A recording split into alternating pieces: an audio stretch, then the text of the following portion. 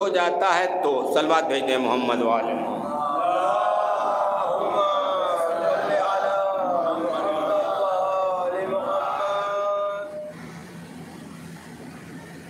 ان علماء کی خدمات ہیں، ان لوگوں نے جو قربانیاں دی ہیں، سوچ نہیں سکتے۔ ہندوستان کا ایک جادوگر پنڈت پنڈوا پہنچا مولا کے دربار میں، نجف اشرف، عجیب کہانیاں، عجیب کرشمے۔ اچھا خاصا آدمی بیٹھا ہوا ہے، وہ پھونکتا ہے اور دم کر کے مٹی کو پھینکتا ہے، وہ آدمی اٹھ کے ہوا میں معلق ہو جاتا ہے، پنڈت ہے۔ آپ لوگوں کو اس کی قدر نہیں معلوم، ہم لوگوں سے پوچھے کیا کیا سوالات۔ ہندوستان میں یہ مرتادوں کا کیا حال ہے؟ یہی پنڈت، یہ ریاضت کے نتیجے میں جو محنت کرتے ہیں، کیا کیا کرتے ہیں خدا کی پناہ، تو ان کو ایک ملکہ حاصل ہو جاتا ہے وقتی طور پر، ان کو ایک طاقت ملتی ہے، یہ اجنہ اور شیاطین کو تسخیر کرتے ہیں، اپنے کنٹرول میں لے آتے ہیں، اور جو چاہتے ہیں ان سے پوچھتے ہیں، اور جو چاہتے ہیں ان سے۔ بہت سے علماء کے پاس یہ پنڈت گیا، کسی نے آ کے آغا طباطبائی سے کہا کہ وہ ہندوستان سے ایک مرتاد آیا ہے اور وہ آپ سے ملنا چاہتا ہے، کہا لے آؤ۔ آغا بیٹھے تفسیر المیزان لکھ رہے ہیں، سر اٹھانے کی، سر کھجلانے کی فرصت نہیں، کہا بلا لو۔ آیا، بیٹھا، چائے وائے پلائی، کہا یہ تو کوئی اللہ والے ہیں، یہ قلم ان کا رک ہی نہیں رہا ہے، ایک مہمان آیا ہے، باہر سے آیا ہے، آپ سے ملنے کے لیے، وہ ہے کہ قلم چل رہا ہے، قلم نہیں رک رہا ہے، تفسیر لکھ رہے ہیں، کھیل نہیں ہے۔ اقبال معصومین آیات کے سلسلے میں جو وارد ہوئی ہیں، ان تک کو اکٹھا کر کے کتابیں پڑھی پڑھی ہوئی ہیں۔ اس مرتاد نے تھوڑی دیر کچھ پڑھا پڑھنے کے بعد ان کے اوپر عمل کیا، لیکن کچھ نہیں ہوا، 1% بھی کوئی عمل ان کا۔ ان کے ساتھ میں جو لوگ آئے تھے، انہوں نے کہا یار یہ اب تک تو دیکھا بڑے بڑوں کو اس نے زمین سے اٹھایا، ہوا میں معلق کر دیا، نہ زمین پر نہ بیچ میں اٹکے ہوئے، یہ کیا ہوا؟ تو دوائی لکھ رہے ہیں، توجہ بھی نہیں کر رہے ہیں کہ کوئی آیا ہے، کوئی کچھ۔ تو یہ آنے والے جو اس کو لے کے آئے تھے، کہا کہ کیا بات ہے؟ کہا یار میں نے اپنی ساری کوشش کر دی، سارے اجنہ کو اکٹھا کر کے اس سے امداد کی، ان سے مدد طلب کی، لیکن یہ آدمی ہے کہ ہل نہیں رہا ہے، اٹھنا تو بڑی بات ہے۔ کہا ایک مرتبہ اور کوشش کر۔ دوبارہ اس نے پھر کوشش کی، 10-20 منٹ جو لگا اس کو، سارے اپنے جنتر منتر پڑھنے کے بعد چھو، اس یقین کے ساتھ کہ اب یہ سید کو اٹھائے گا زمین سے، سید ہیں کہ ہلتے ہی نہیں، حرکت ہی نہیں ہوتی۔ اس نے کہا ٹھہرو، میرے پاس ایک منتر اور رہ گیا ہے، اس نے اس کو بھی پڑھا، پورا بدن پسینے میں شرابور کانپ رہا ہے، پوری طاقت سے کانپ رہا ہے۔ اور اس کے بعد جب سید کے اوپر، تھوڑی دیر کے بعد سید نے کہا کیا بات ہے، کیا کر رہے؟ بوڑھے تھے، عمر اچھی خاصی ہو چکی تھی، کیا ہوا تمہارا انتر منتر، کیا ہوا؟ آغا میں نے جتنے ارواح تھے اجنہ کے، شیاطین کے، میں نے سب کو اکٹھا کیا کہ آپ کو زمین سے اٹھاؤں، مگر آپ ہل نہیں رہے ہیں، حرکت نہیں ہو رہی ہے۔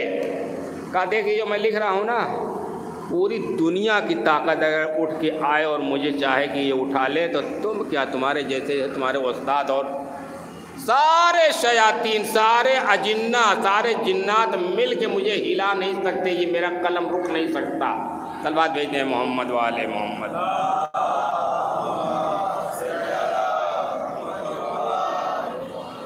عجیب و غریب شخصیت، اللہ والے تھے، شک نہیں۔ خدا نے جو ملکہ دیا تھا، جو عزت دی تھی نہایت خوبصورت، نہایت خوبصورت. 80-90 سال کی عمر ہو گئی تھی، لوگ دیکھتے تھے تو دیکھتے رہ جاتے تھے کہ یا اللہ یہ آدمی ہے کہ فرشتہ ہے. حرم حضرت معصومہ میں بالا سر ان کی قبر ہے. جب جاؤ وہاں 10-20 آدمی. آج بھی طباطبائی سید طباطبائی کی قبر پر لوگ جاتے ہیں اور استغاثہ کرتے ہیں. ان کے توسل سے، ان کے وسیلے سے دعا قبول ہوتی ہے.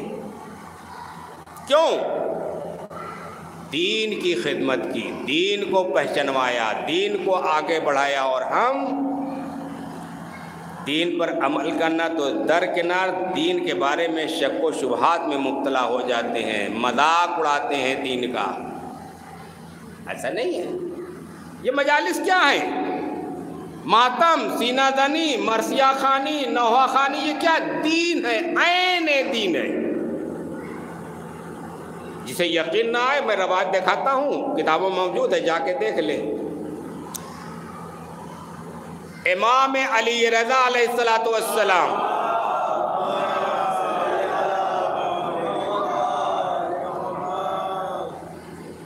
کسی نے دروازہ کھٹکھٹایا، کہا دیکھو کون ہے، شاید دیبل آ رہے ہیں. یہ اہل بیت کے دربار کا ایک شاعر ہے، بہترین شاعر. امام نے بلایا، بلا کے بیٹھایا، تھوڑی سی ضیافت ہوئی، پذیرائی ہوئی. کہا دیبل کہاں سے آ رہے ہو؟ کہا مدینے سے آ رہا ہوں. کہا میرے جد کے بارے میں کچھ کہا ہے؟ کہا مولا اسی لیے تو آیا ہوں. اللہ اکبر. 8ویں امام علی ابن موسیٰ الرضا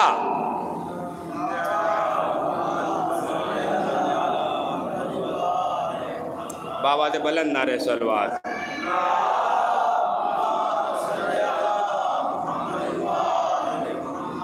میرے جد امام حسین کے سلسلے میں کچھ نئے اشعار کہے ہیں، کہا مولا اسی لیے حاضر ہوا ہوں. اس کے بعد امام نے منبر لگایا، کہا دیبل اوپر بیٹھو. خواتین کو خبر کی، پردے کے پیچھے خواتین. دیبل امام نہیں ہے، امام کے دربار کا ایک شاعر ہے، لیکن امام نیچے بیٹھے ہیں، دیبل کو اوپر بیٹھایا جا رہا ہے. یہ کم عزت ہے؟ ایک امام منصوص من اللہ، وہ دیبل کو حکم دے رہے ہیں بیٹھو منبر پہ بیٹھو، میرے جد کا مرثیہ کہو. جب اپنے اشعار تمام کر چکے دیبل، تو امام نے کہا دیبل اس میں 2 شعر اور بڑھا دو. بے قبر توسن یا لہا من مصیبت. اللہ اکبر. امام کہتے گئے، دیبل سناتے گئے. کچھ دیر تک امام نے گریہ کیا. گریہ کرنے کے بعد کہتے ہیں، دیبل کہتے ہیں کہ مولا یہ توس میں کس کی قبر ہے کہ جس کی مجھے خبر نہیں؟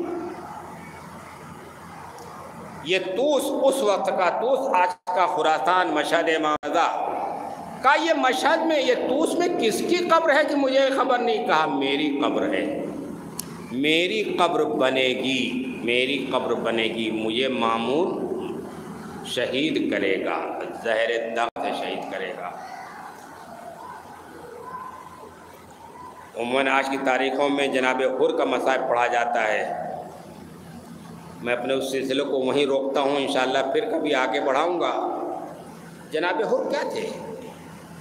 اپنی فوج کے کمانڈر تھے، سپہ سالار تھے. عبید اللہ ابن زیاد کو جتنا بھروسہ ہو سکتا تھا حر ابن یزید ریاحی پر تھا. حر کو بلوایا، بلا کے کہا دیکھ یہ نبی کا نواسہ حسین ابن علی سفر کر کے یہ جا رہا ہے، اس کو گھیر کے ایسے میدان میں اتر جہاں دور دور تک پانی کا سراغ نہ ہو.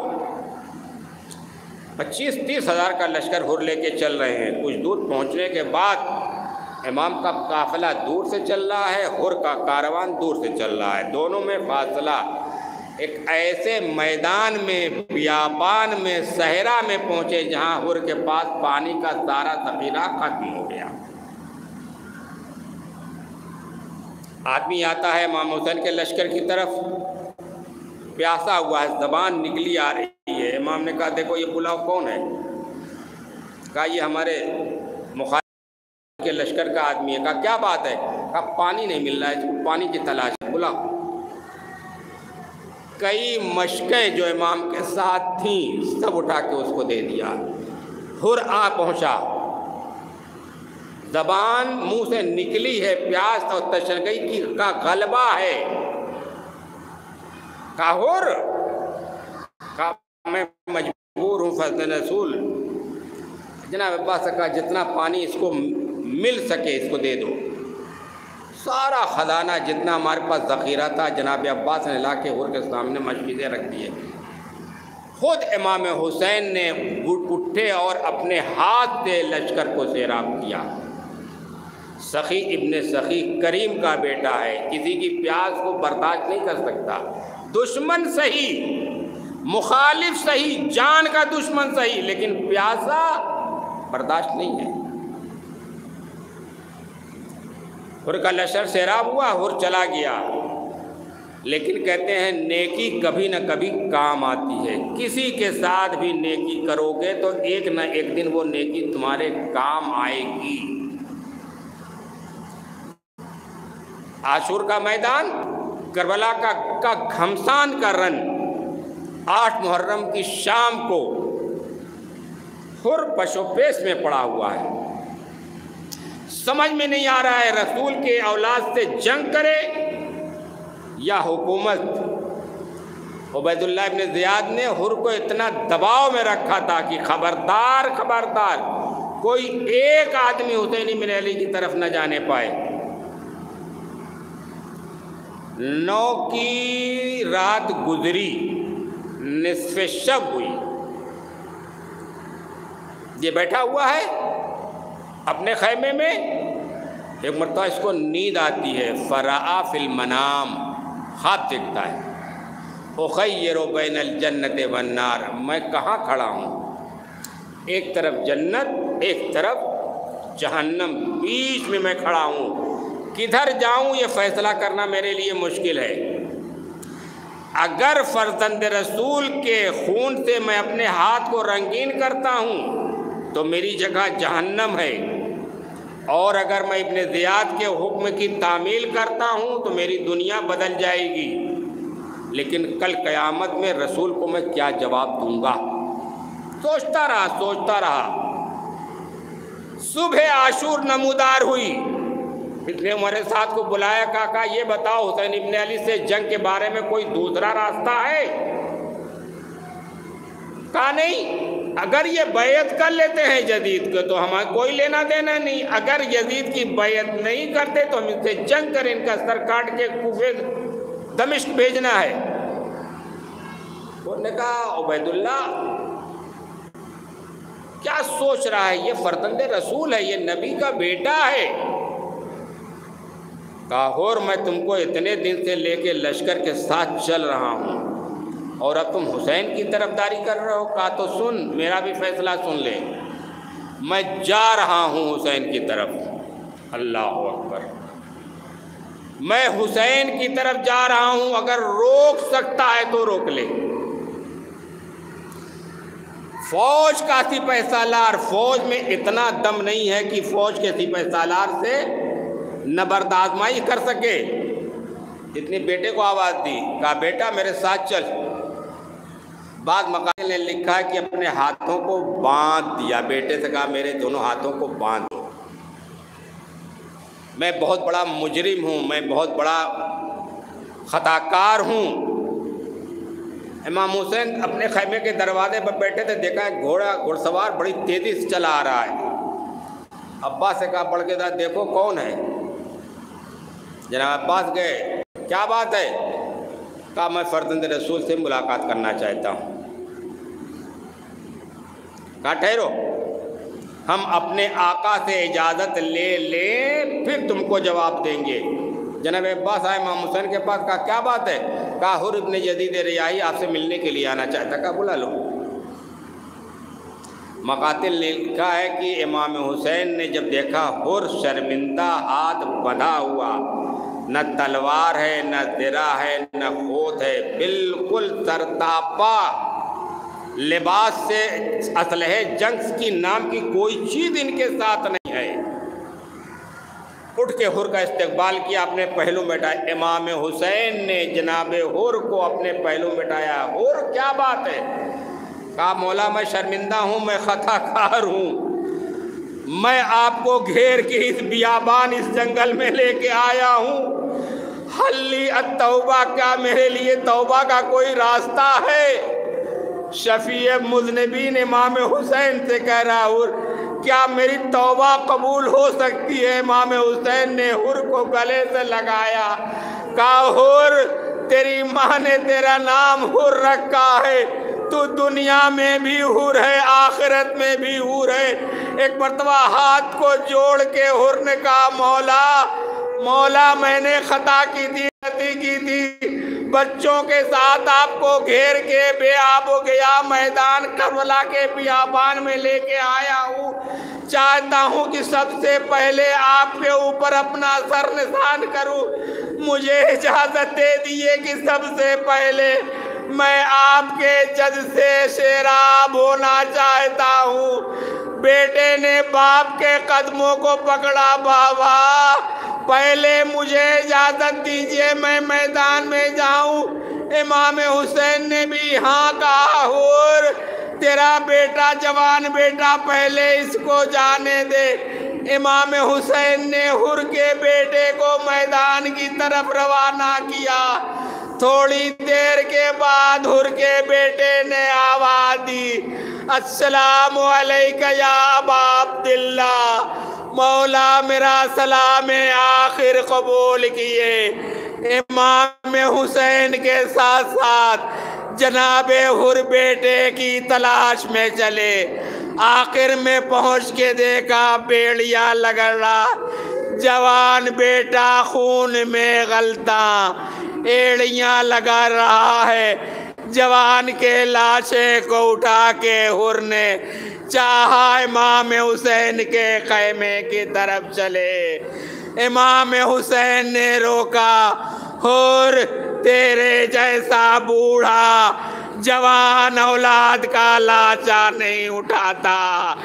میں کہوں گا مولا آپ نے حر کو منع کر دیا، جوان کا لاشا بوڑھا باپ نہیں اٹھا سکتا، لیکن عصر عاشور علی اکبر کا لاشا آپ نے اٹھا کے خیمے میں پہنچایا۔